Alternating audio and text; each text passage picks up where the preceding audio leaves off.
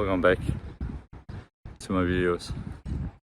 So we're going to see a video of me having a speech talking about what is stuff. We're more going on a philosophical journey.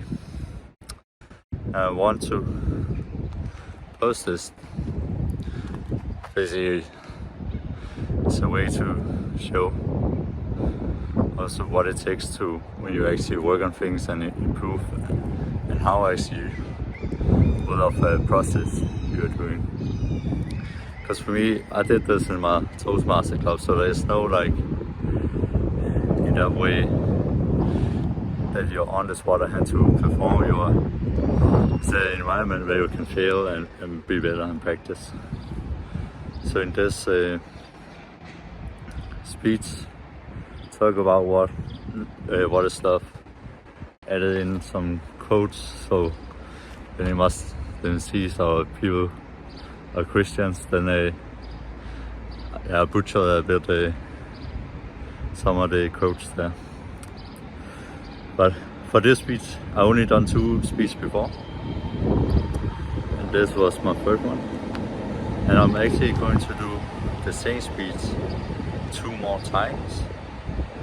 So I'm going to improve it, and I also already change a bit up for the next one. But you will see the first one here, and then later there will be videos where you can see the difference between all 3. But surprisingly, for this one, I was actually quite nervous, more nervous than I used to be, and I was like, it's gonna be horrible. But it wasn't as bad, actually. It was quite like the same last time. That was way better than my first one. Man is measured by your clarity of voice, your gestures, your eye contact, audience engagement, and also the interest in the topic from a scale from 1 to 5. So I will drop also in so you can see what I got.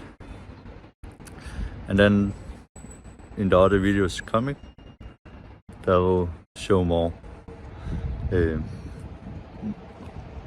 I show it more so you can see the difference between each one of them.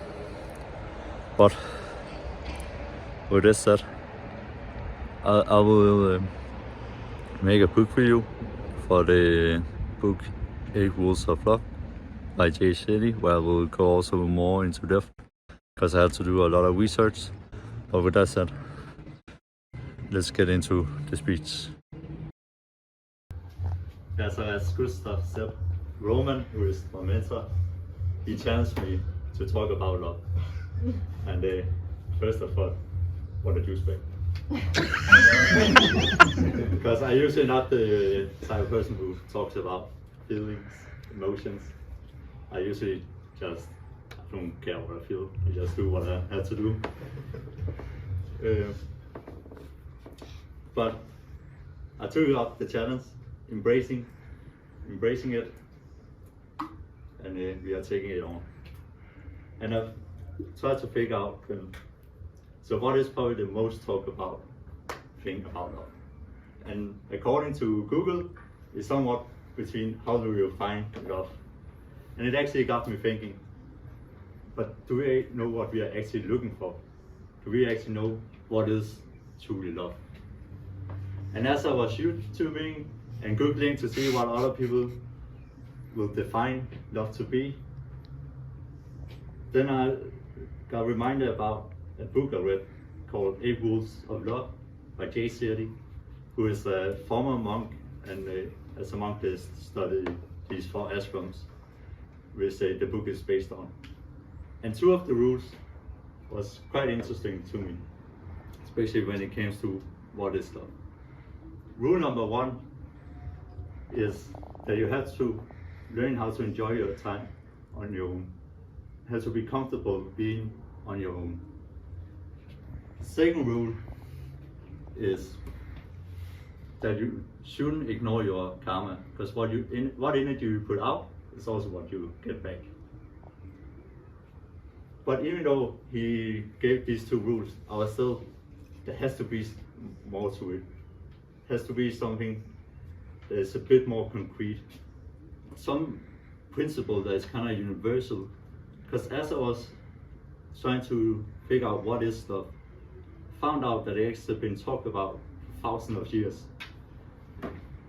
And I then went to looking up the word in itself. What does love, the word love, actually mean? And according to the Oxford Dictionary, it means an intense feeling of affection. And the word affection comes from the Latin word, and now I'm probably gonna butcher it super hard. The Latin word is affecere, which means to influence. And this word, to influence, I found out was very important. Here later we will find out. But at the same time that I discovered the Latin word, it also brought me back to the ancient Rome, the ancient Greece, where they actually talked about not one way of love, but 4 ways you can love. There you have love for mankind, you have a parent's love for their children, you have the love for a partner, love for a friend, and also erotic love. But it also led me into more the religion, where in the, just for example, the Bible, it says, love your neighbor as you love yourself. But it also says, to show love for God, you have to follow His word and stay away from temptation. So all of a sudden the Bible says is something about self-love, is something about discipline. But why are I saying this? And then I contacted my friend from Saudi Arabia, who is a Muslim. And I asked him about what are you guys thinking about love? And he also said, yeah, we also have multiple ways that you can love. But he gave me this one quote from the Quran. It says that the relationship between a believer, between 2 believers, is like a building. Each strengthens the others. And I'm then standing there at home. What does all this even mean? How does this all fit together to like one simple thing? And as I was looking out of the window and thinking about it, it got to me that rule number 1, that you have to learn how to be on your own, enjoy your time on your own, just with yourself. It's about to develop this discipline that you can actually make the decision on your own without the influence from others. That you actually become the person who do what they set out to do. And who doesn't want to be with that person, right? Will we all want to be with that person? And then the next part is for rule 2, don't ignore your karma. It's as in the Muslim code, that the love between 2 believers is like a building, strengthening each other. It's the ability to help and lift each other up through the hard times. They're not just leave each other alone.